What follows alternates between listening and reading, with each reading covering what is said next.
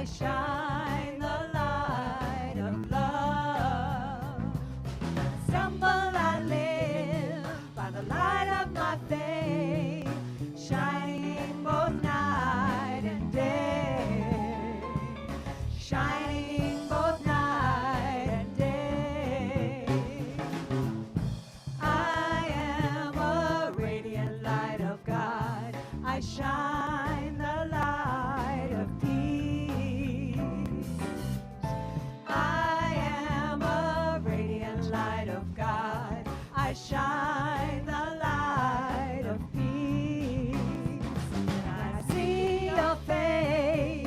I see God's light guiding you on your way, guiding you on your way.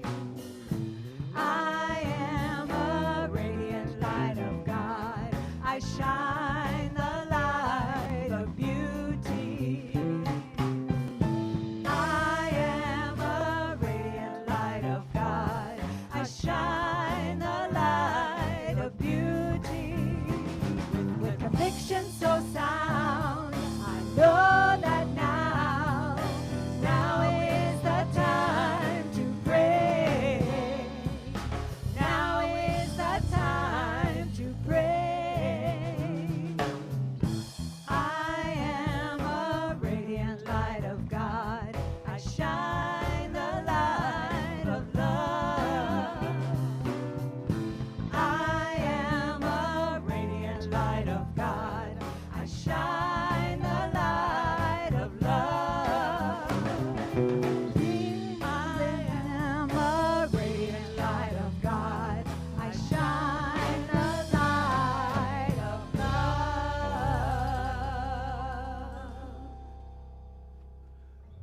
Good morning. Good morning from CSL Dallas. It is a bright and beautiful Sunday morning, and we've had enough rain that we really appreciate all of the sun. But a little rain won't delay us from all the things that we need to do.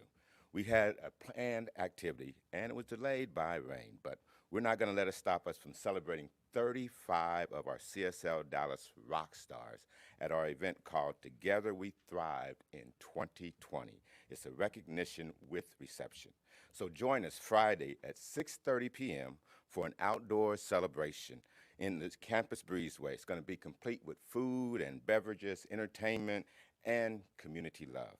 You'll need to register again so we have an accurate head count, and there'll be more details on our website at csldallas.org. We can't wait to see you. Now, Treatment 2.0. Are you ready to pray more powerful prayers? Well, Treatment 2.0 is a perfect workshop to help you take your spiritual mind treatments to the next level.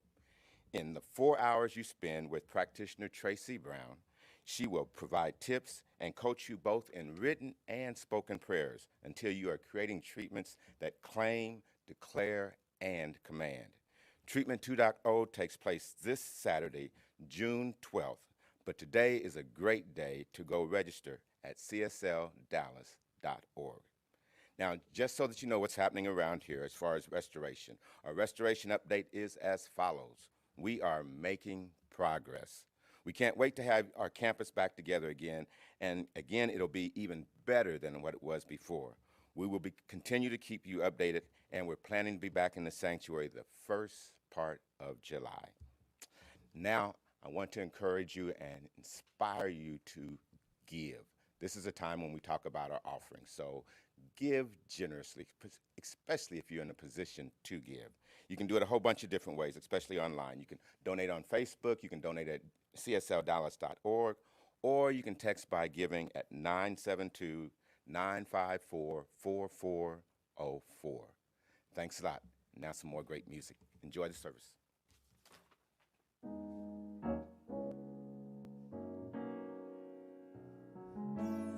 In this moment, God is all there is. In this moment, God is all there is. In this moment, God is all there is. I claim it to be so. so. And so it is. In this body, God is all there is. In this body, God is all there is. In this body, God is all there is. I claim it to be so. And so it is.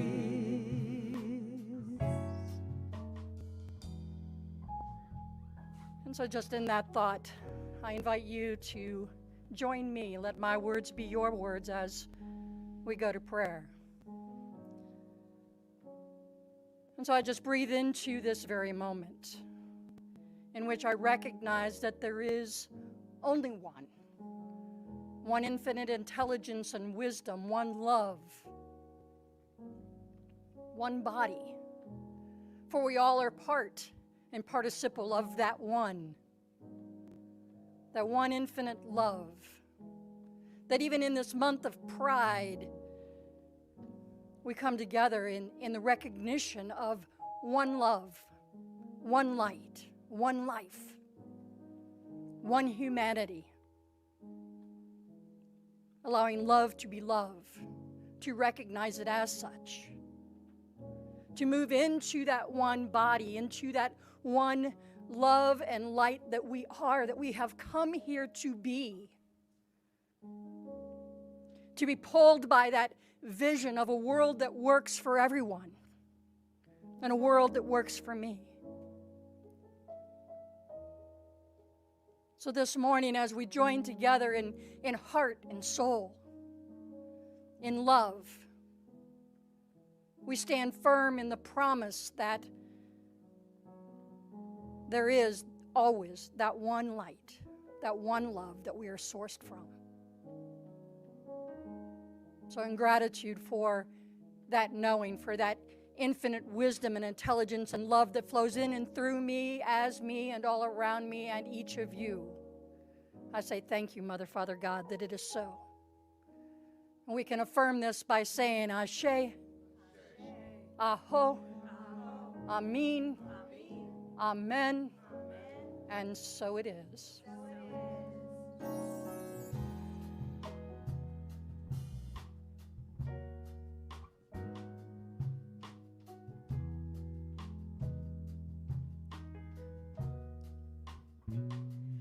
In this moment, God is all there is. In this moment, God is all there is. In this moment, God is all there is. I claim it to be so, and so it is. I speak this word, I speak this truth, I speak my word for myself and for you, and I rejoice, for God is my voice, God is the source of my song. In this body, God is all there is. In this body, God is all there is. In this body, God is all there is. I claim it to be so, and so it is. I claim it to be so, and so it is. I claim it to be so, and so it is.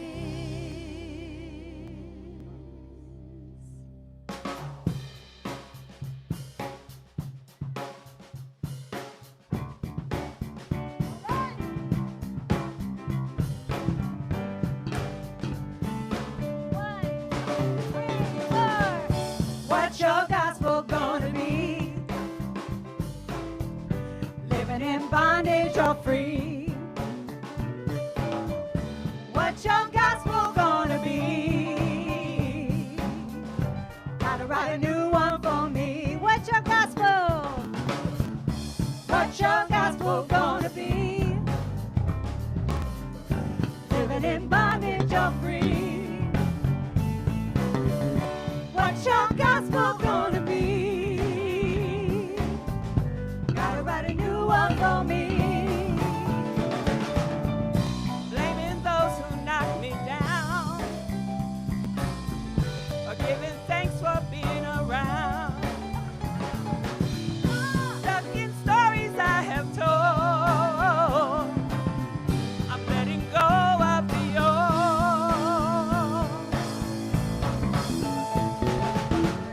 What's your gospel gonna be? Living in bondage or free? What's your gospel gonna be? Gotta write a new one for me. Blessing moments of my shame, or making dust out of my pain. Calming waters I have stormed. I walk where love has been born. Hey, what's your gospel gonna be? Living in bondage or free? What's your gospel gonna be? Gotta write a new one for me. Love thy neighbor as myself. Rush right in when you cry for help. I give my gifts and I share my wealth. Am I willing to forgive myself? What's your gospel gonna be? Living in bondage or free? What's your gospel gonna be? Gotta write a new one for me. What's your gospel gonna be? Living in bondage or free? What's your gospel gonna be? Gotta write a new one for me. Gotta write a new one for me. Gotta write a new one for me.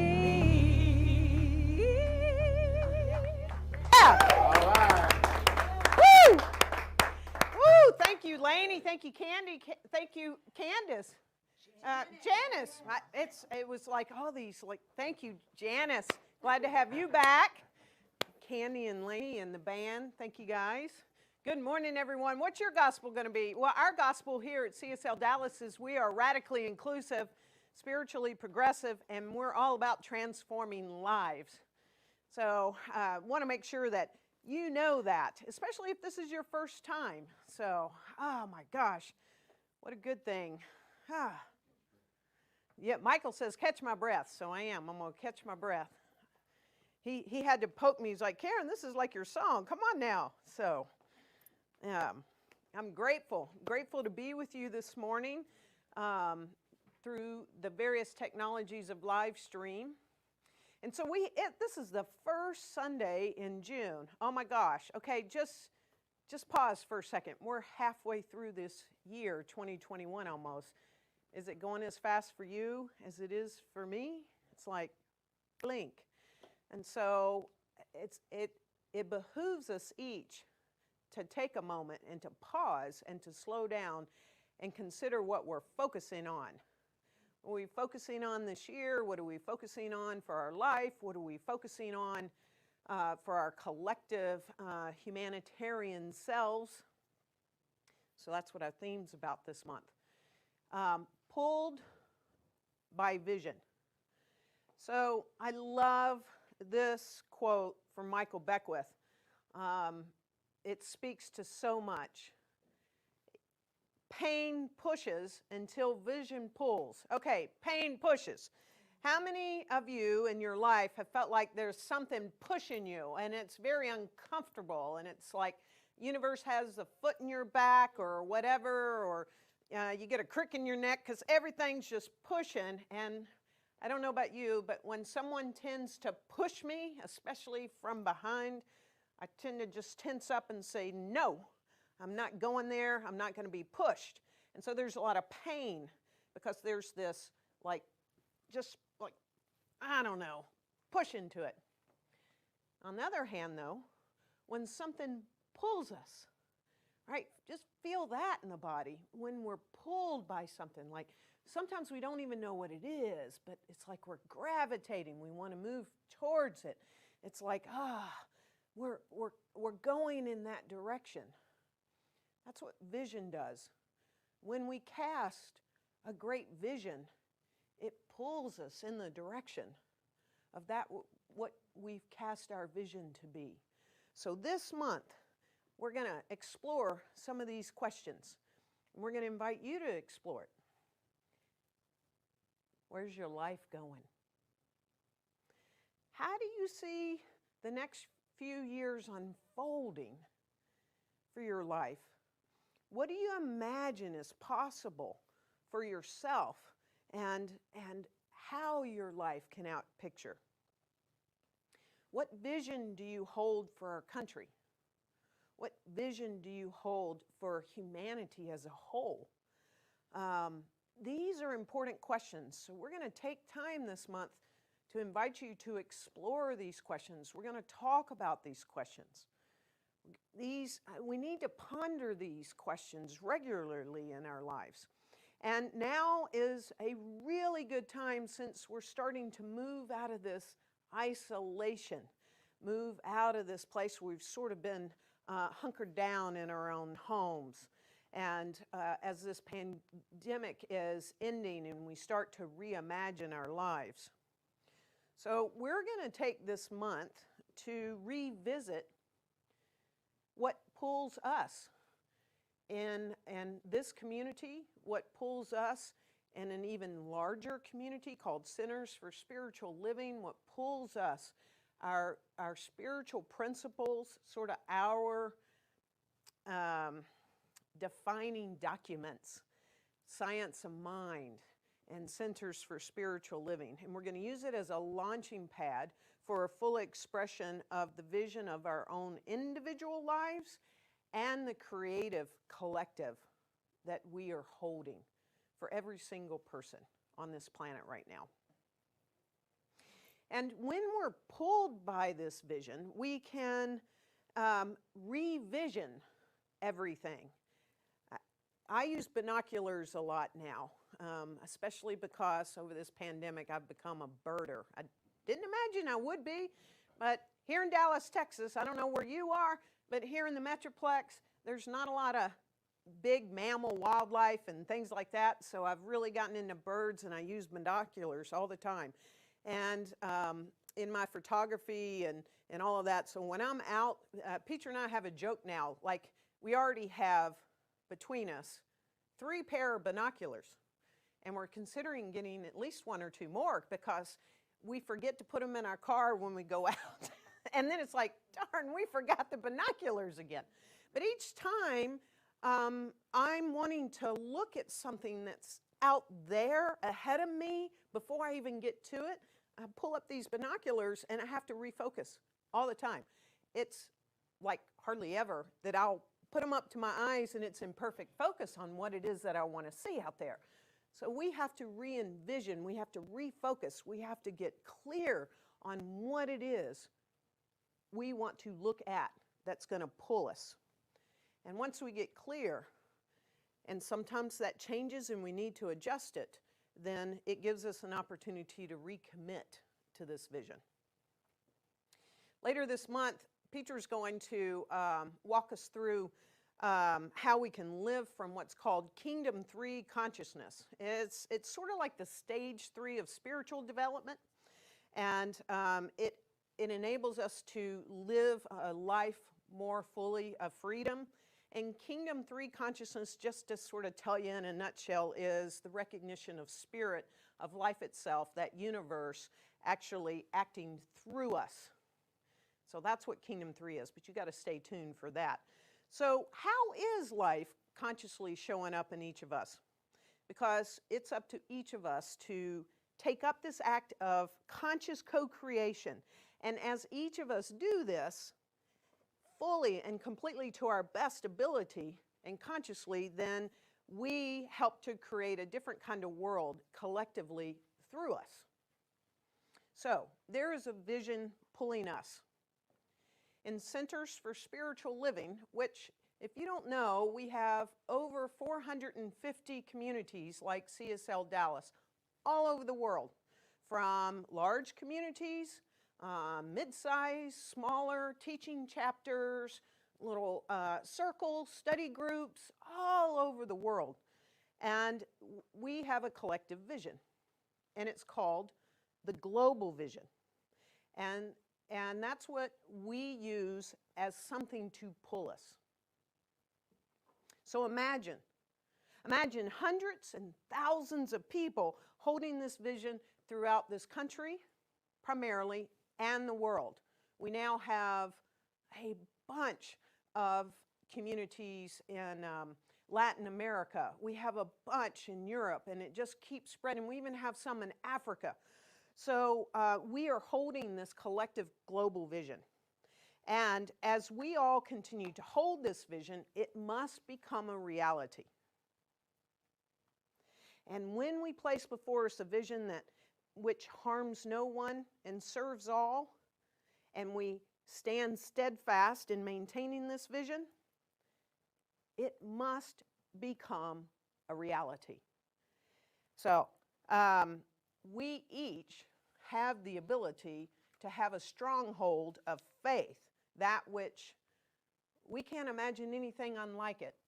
Like the sun comes up this morning, that stronghold of faith that this global vision is a reality in our lifetime.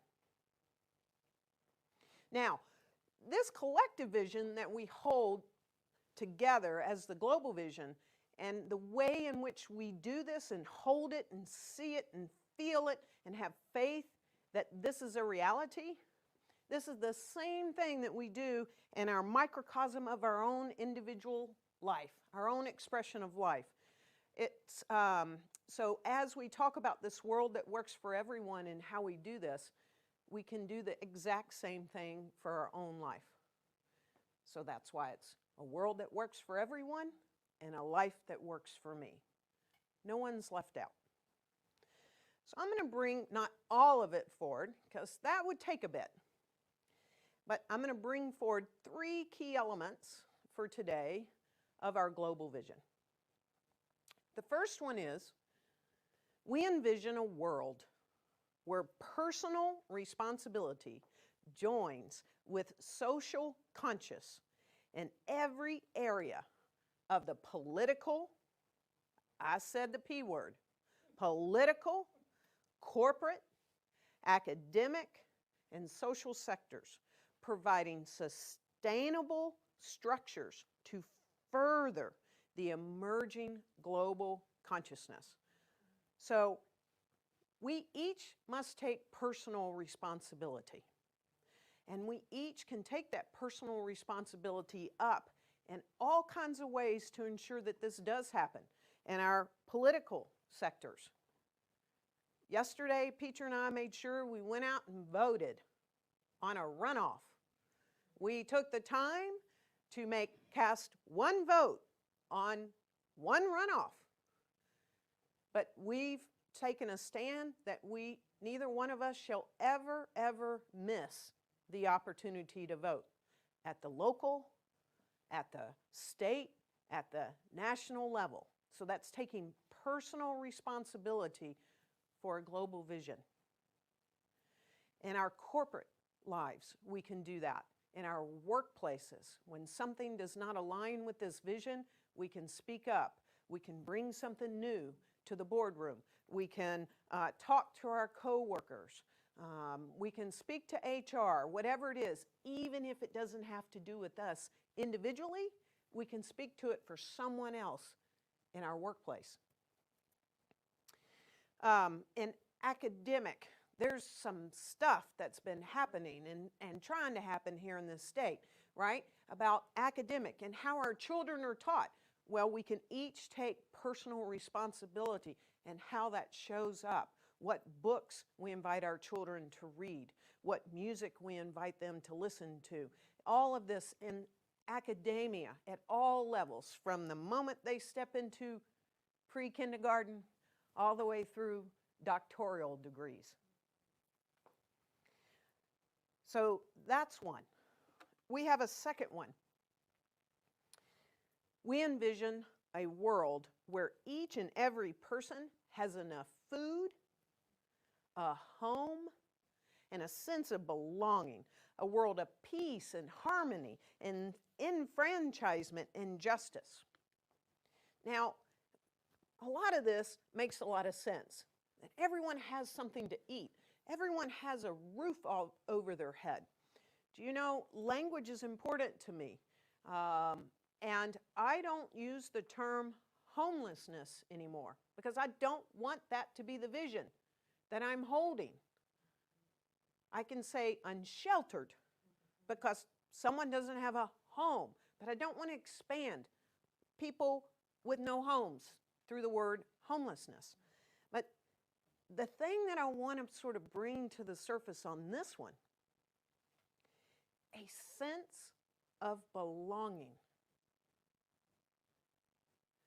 How many people that you know, that you've met in your life, that you've had conversations with, have a sense inside of them that they actually don't belong here? Anywhere in this universe. So to hold a vision that everyone is standing upright within themselves, that I belong, by the mere reason that I'm here, I belong, and that we help each other know that you belong here. And that there's this world of peace and harmony, enfranchisement, and justice.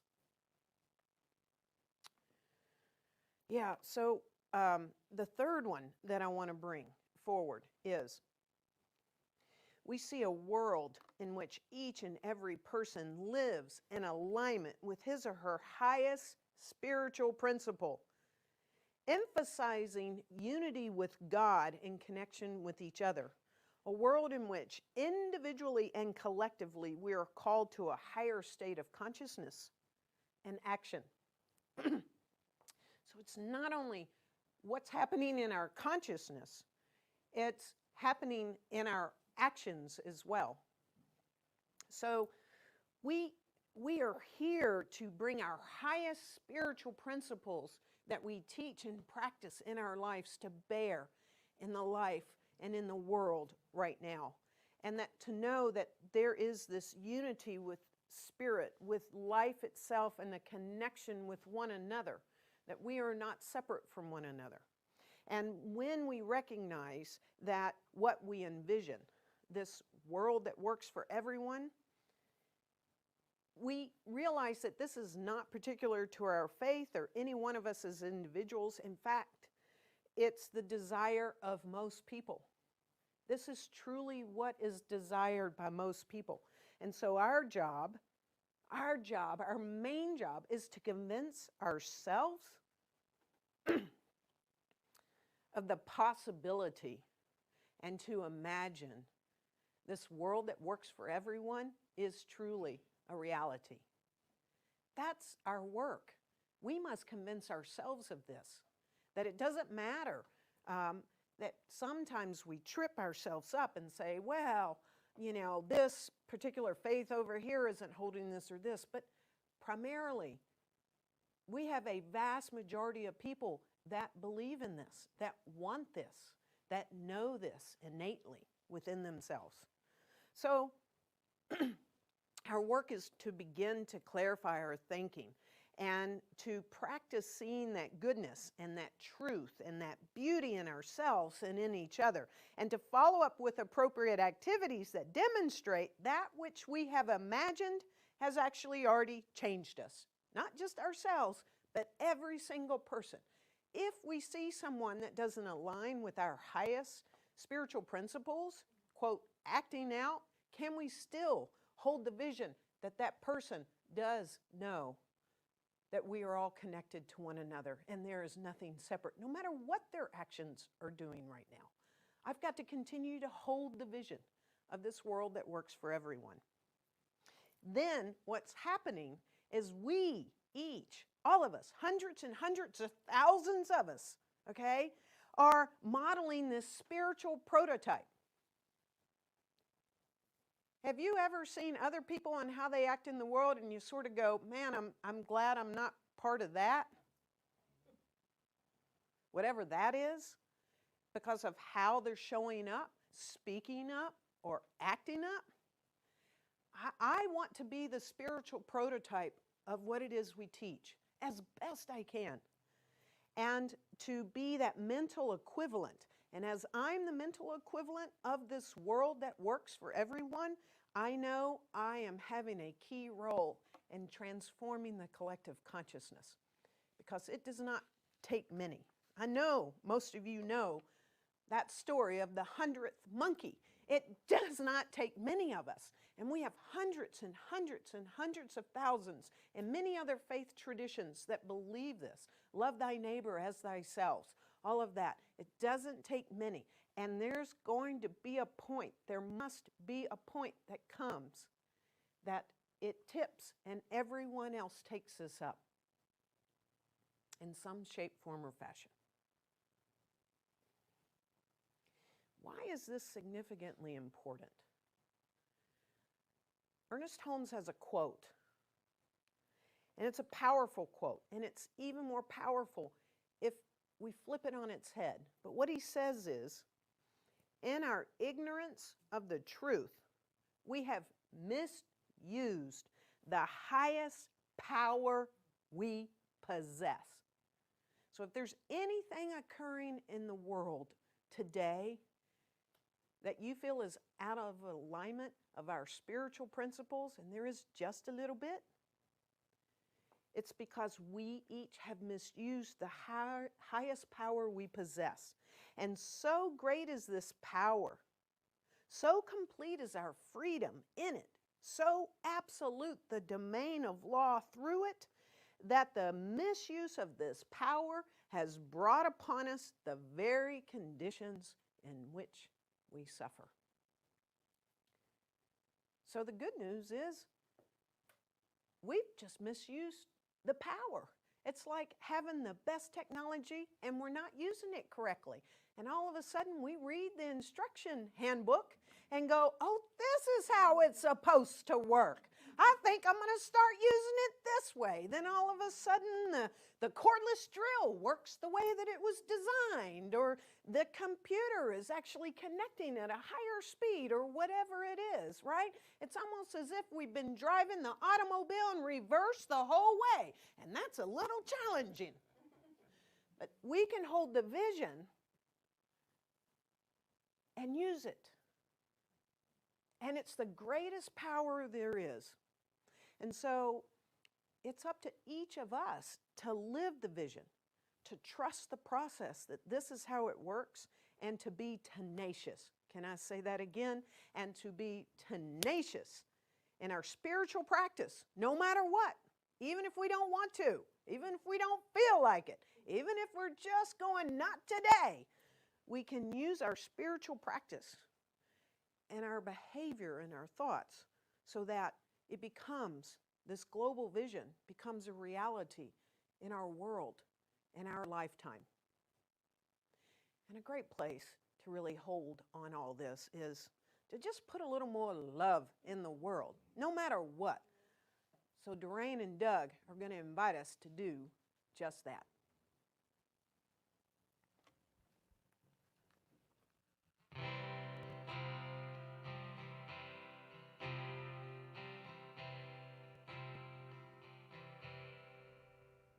It's the bluest of the sea, a whisper through the trees,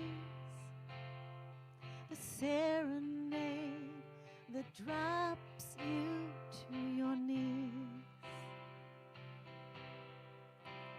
It's the sparkle in the smile, the honesty in the eye, bravest blue, reaching for the winter sky. It's the racing of your heart, the sage behind the smart, the home inside the house where you were born. It's in the things we can't explain, things perceived but never seen. Everywhere and everything in between. It's taming the monsters under your bed, fighting the wolves up in your head. It's the strange things you do when you are led.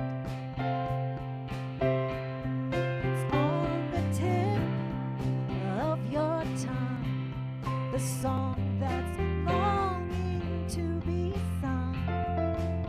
It's relentless and it's only just begun. And it's calling out to you, using your heart to sing the truth. To put a little more, put a little more love in the world.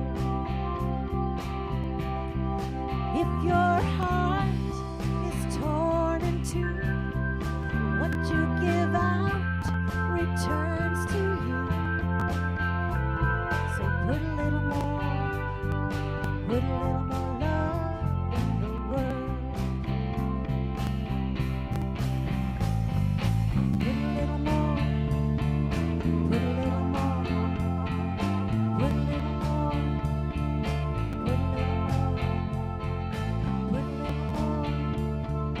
put a little more love in the world.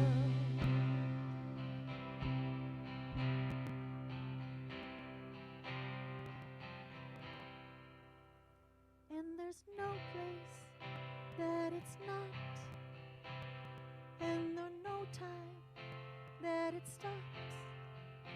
There's a reason it takes your breath away, and the messages are clear. It's the reason why you're here. So put a little more, put a little more love in the world. If you're the only one to believe, then stand up and set it free. And put a little more, put a little more love in the world. If you're standing brave and strong, or just barely hanging on, put a little more, put a little more love in the world. Put a little more, put a little more, put a little more, put a little more, put a little more love in the world.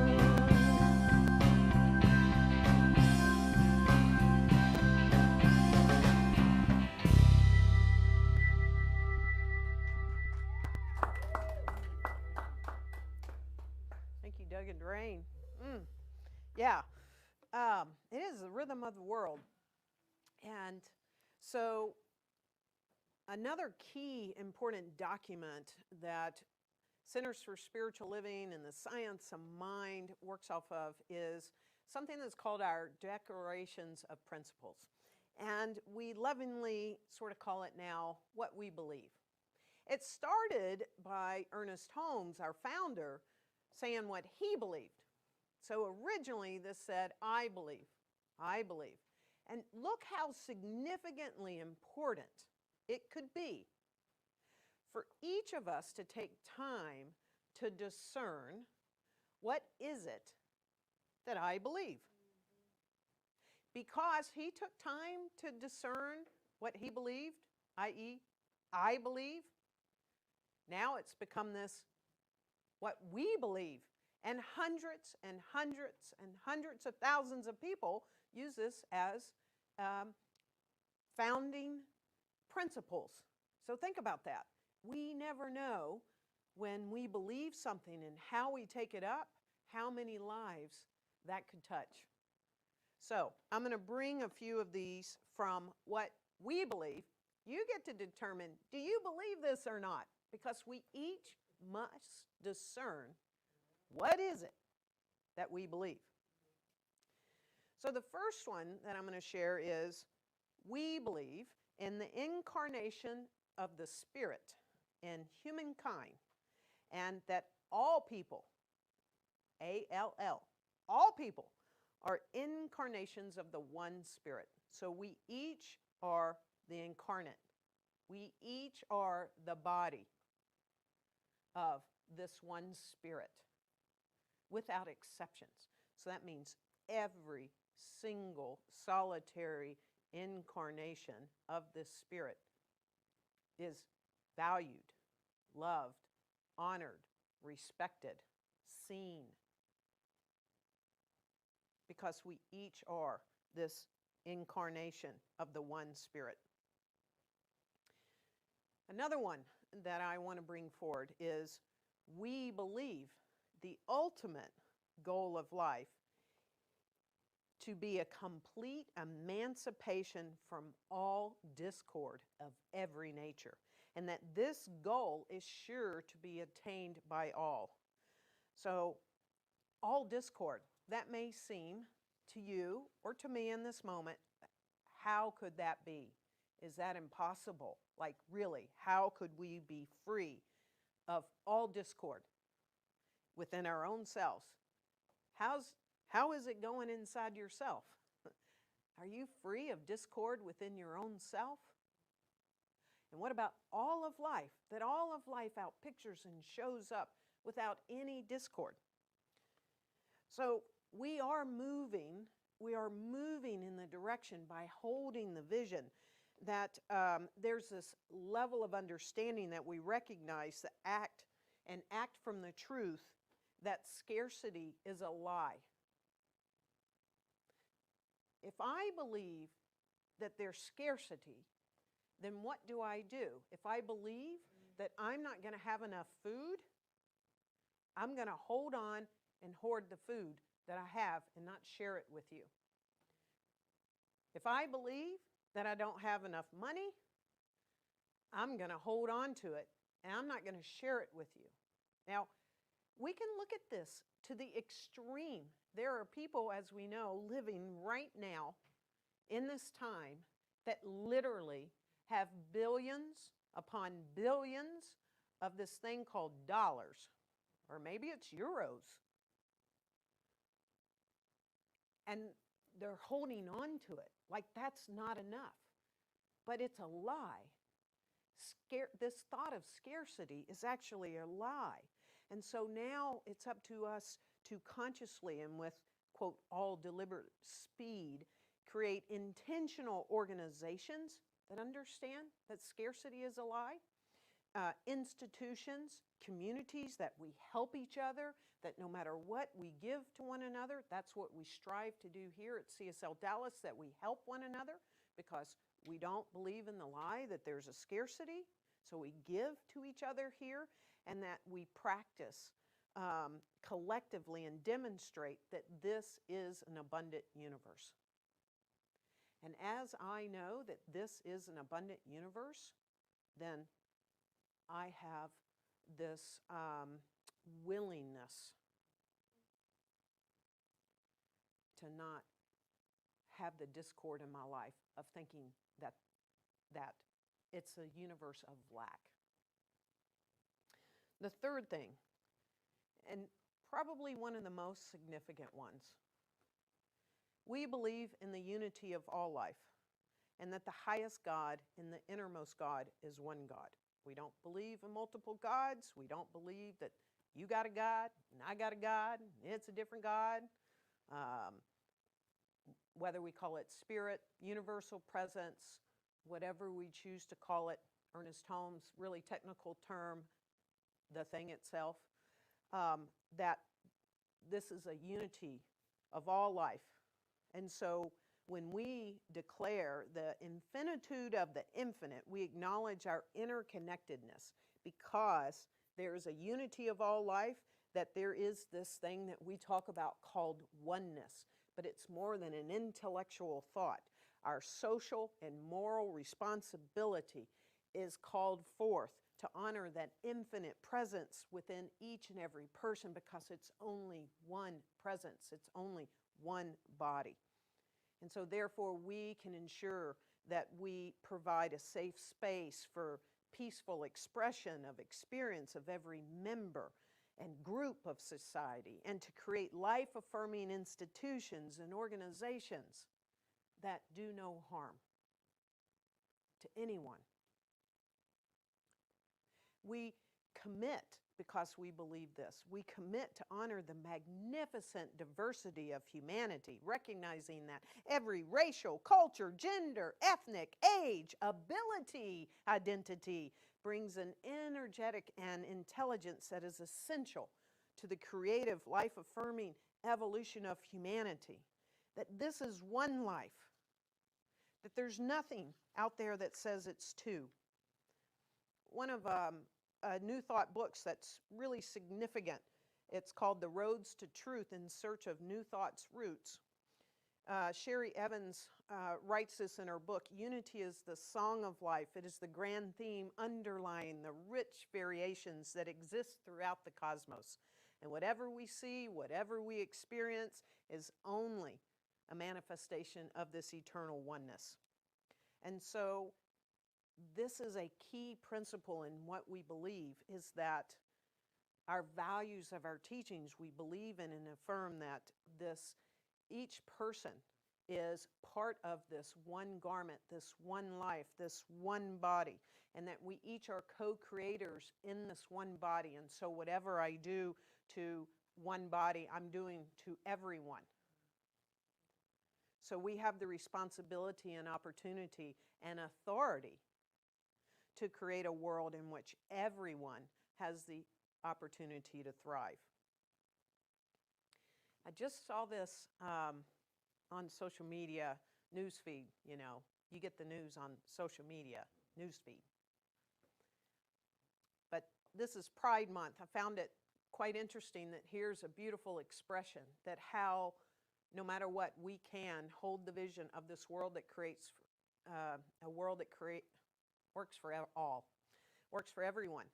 There was a few people on a boat in California, and they were celebrating Pride last weekend. And they were having a great time, minding their own business, just getting along really well in their boat with each other. And there was another boat that came by. There was a couple in this boat, and they came by and they saw the Pride flags and that these folks were having a good time in their boat, just minding their own business. They had to put their business and sort of put themselves and what they thought about that business in the boat. So they came by and they shouted some not so nice things. They showed the middle finger quite dramatically, okay? And they were expressing their views, their judgments, their thoughts on these folks in the boat. Doesn't end there. See, we're one body. We're all connected to this. It wasn't even 5 minutes after they drove off that the boat that was celebrating saw smoke coming out of their boat. And all of a sudden, their boat caught fire. And guess what the one body did? It went and literally rescued the people in the boat that was on fire. Love showed up and saved those that were just having judgment. And this is, I think, the perfect expression, because we can hold this vision of a world that works for everyone and a life that works for me, because I got to imagine that those two people are forever changed. Because love, the love boat, showed up and saved their butts before the Coast Guard could get there. Love showed up. No matter what they experienced from these two, we're in this one body. So we can be inclusive in our cultural and spiritual engagement and continue to create safe mental, spiritual, and physical spaces that everyone is welcome. I love this quote from the past president of Czechoslovakia. He says, "The salvation of this human world lies nowhere else than in the human heart, in the human power to reflect, and human responsibility." I know that those human hearts were forever changed, and those human hearts are reflected on what transpired in those two boats. And I know they've got to show up differently. So there are things that happen a lot on social media. Sometimes it's very disrespectful. Sometimes it's mean. Sometimes downright hateful. Have y'all ever seen that? It comes on my feed every once in a while. However, time after time after time, what we do is we get to witness together that we show up for one another across boundaries of race and class and gender and ability and all of that, especially when there's a disaster or catastrophe, like a boat on fire. We show up.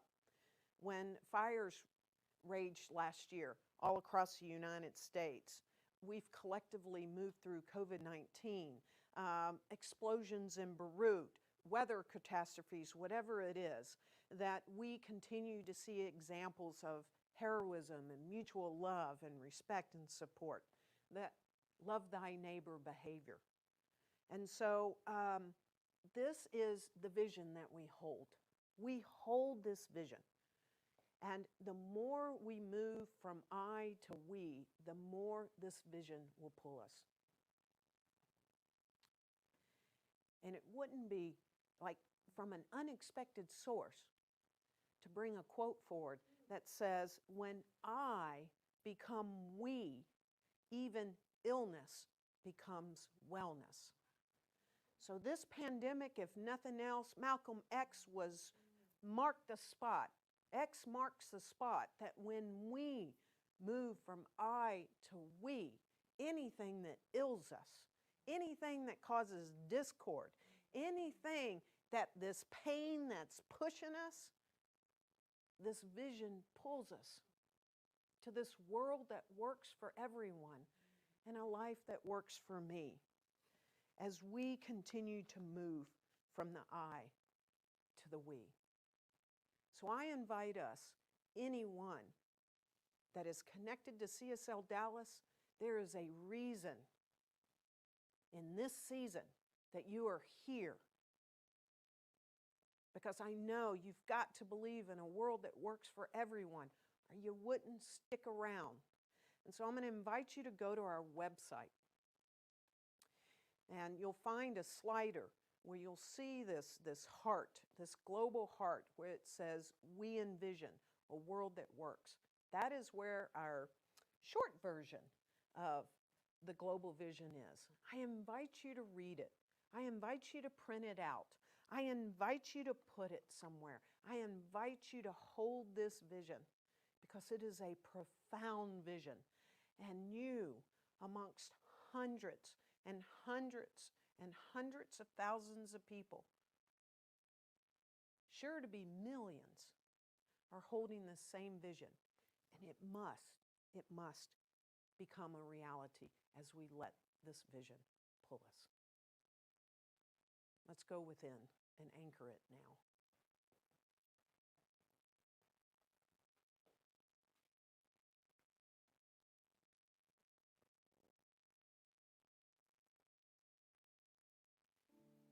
Taking a breath, a collective breath. It does not matter where we reside. reside. It does not matter where we're located, because the only location there is this one body of life. The body of the presence of the one. This body that unabashedly gives to itself so fully and so freely, so exquisitely, because it knows the truth of this life, that this life is abundantly blessed, that this life is filled up and overflowing as divine right action, as peace, as love, as harmony. This one life does not stand against itself. It's impossible, because it would not be here. Therefore, the truth of it is creativity, beauty, peace, harmony, abundance, and boundless love. This is the truth of life expressing throughout every sentient being, on all the planets we don't even know of, in the cosmos beyond our wildest dreams, and right here where we each breathe. For we are the breath of life expressed. It moves through us. It moves as us, because it is each of us. And so I speak the word for us right now in this collective breath, claiming that we each awaken to our spiritual magnificence and know the power, the greatest power there is, resides within us. We have the power to create. We have the power to express. We have the power to hold the vision of what it is that we want for our lives and for this world. And I claim that humanity awakens to the truth of who we each are to one another. We are more than brothers and sisters. Oh no, because sometimes that doesn't happen really good. Don't get along. We are more than that. We are each other. We are the life expressing. And so we breathe together. We work together. We live together. We love together. And at such a time as this, we know that this matters, what we hold as our vision of this world that works. It must be a reality in this lifetime for each of us. And so I release these words into this universal law in full faith and trust. I smile and know that this is already so. Therefore, it must be just that. And so it is.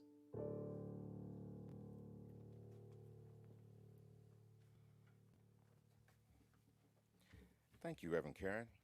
One of the good things about CSL Dallas is not just that we have fantastic spiritual speakers, but we have great courses around here.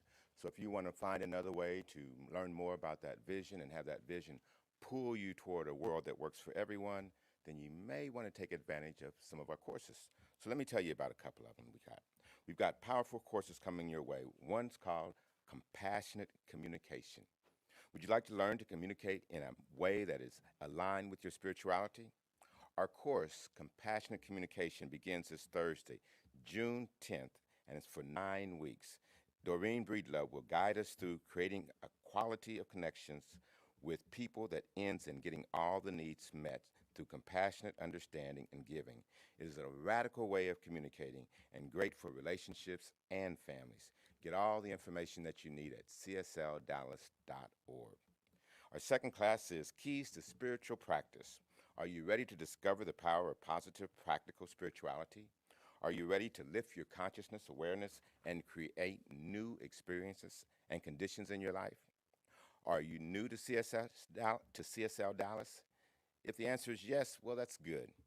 Keys to Spiritual Practice is an interactive and dynamic course that explores how we as spiritual beings can expand our participation in creating our experiences through the practice of self awareness.